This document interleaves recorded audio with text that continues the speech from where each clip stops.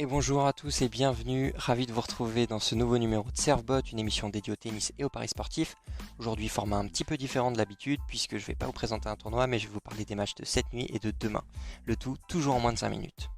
Alors let's go tout de suite à Cordoba, à l'heure où j'enregistre, Coria et Cerundolo s'écharpent sur la terre argentine et donc je ne vais pas pouvoir vous en dire plus, mais évidemment croisez les doigts pour Cerundolo puisqu'il avait notre préférence pour le quart 4. Le récap d'hier, pareil, ça va aller assez vite, on n'a pas eu de réelle surprise, la hiérarchie a été respectée sur l'ensemble des rencontres. Il reste deux matchs cette nuit, le premier c'est Banis versus Delbonis, deux joueurs qui se connaissent très bien, ils sont de la même génération, ils se sont déjà affrontés 6 fois, et ça fait 4-2 pour Delbonis, mais les affrontements commencent à dater un petit peu.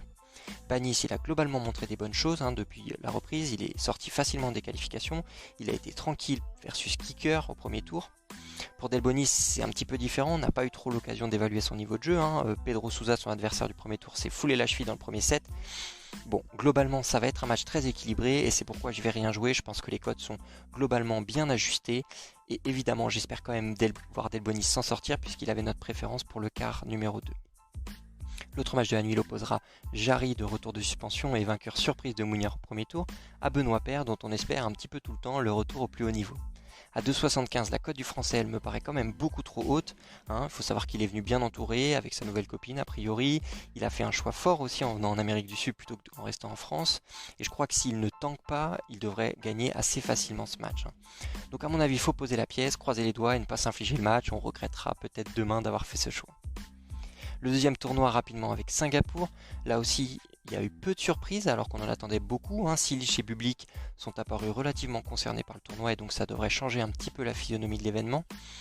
Demain, on aura l'entrée en liste de Millman et Manarino qu'on avait choisi comme nos favoris pour gagner le tournoi.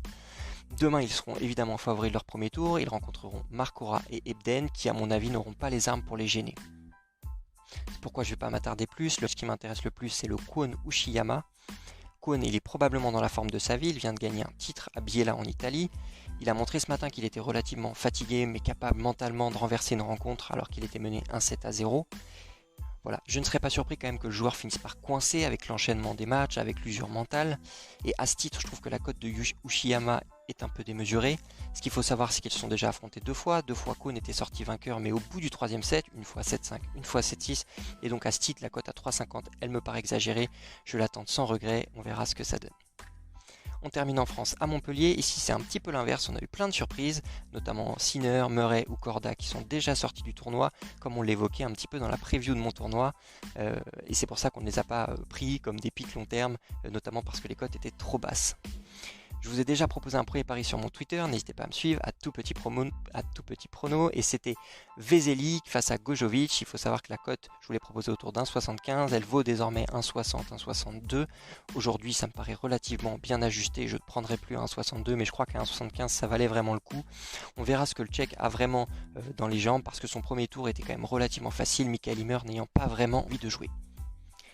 L'autre match demain, c'est celui de nos deux prétendants pour le quart numéro 2, à savoir Bedene et Gerasimov, vainqueurs de Sinner et Murray. J'ai trouvé Bedene quand même assez limité, parce que Sinner fait vraiment un très mauvais match et il arrive à s'en sortir qu'au bout du troisième, sur blessure, etc. Alors que j'ai trouvé Gerasimov plutôt très solide face à un Murray qui a complètement craqué dans le deuxième.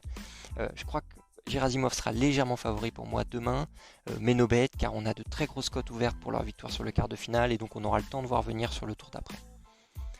Et enfin, un petit mot quand même sur Lajovic. J'ai dit qu'il était vraiment avec des standards assez horribles en indoor, mais je trouve que c'est presque un manque de respect pour lui de le voir aussi haut face à un Denis Novak qui s'est sorti du piège Gilles Simon uniquement avec énormément de réussite. Je l'ai trouvé vraiment très moyen et je crois que Lajovic peut assez facilement se débarrasser de Denis Novak. Je ne serais pas surpris qu'il y ait par exemple 2-7-0 assez sec où Novak mette assez peu de jeu dans cette rencontre. Voilà, c'était un condensé de mes avis, alors je les répète très rapidement, mais je pense qu'il y a un petit peu de value à prendre sur Paire, sur Uchiyama et sur Veseli, mais la value est peut-être un petit peu partie. Voilà, j'espère que ça vous aura plu, j'ai essayé de faire le plus court possible. Vous pouvez me retrouver sur Twitter à tout petit prono où je détaille un petit peu plus mes avis. Si ça vous plaît, un commentaire, un like, un abonnement, ça fait toujours plaisir, ça aide la chaîne. Ciao.